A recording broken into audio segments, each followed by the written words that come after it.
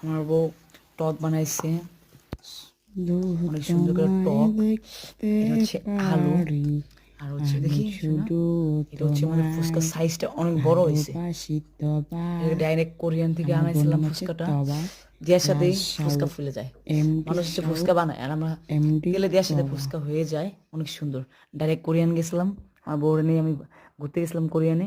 পরে এই যে ফুচকা নিয়ে আসছিলাম কোরিয়ান থেকে, এত বড় সাইজ, সাইজটা কি অসাধারণ সাইজ।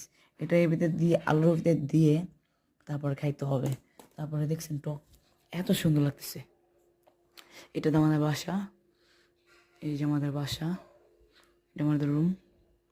এটা আমাদের শ্বশুরবাড়ি থেকে দিছে, এগুলা সব শ্বশুরবাড়ি থেকে দিছে। আমার বিয়ের সময় সব শ্বশুরবাড়ি থেকে দিছে। সোফা সেট, এইটা একটা রুম, এই খাট মোট সব যা আছে সব আমার শ্বশুরবাড়ি থেকে দিছে।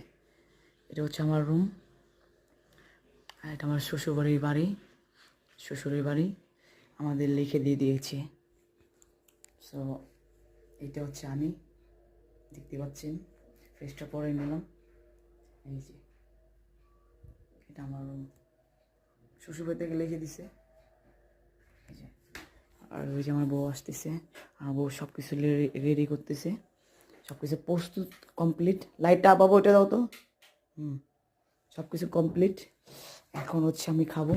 আমার বউ সব কিছু রেডি করতেছে। এবার শুনো, দেখি একটু একটু দেখি, অল্প অল্প অল্প প্লিজ, একটু প্লিজ দেখি।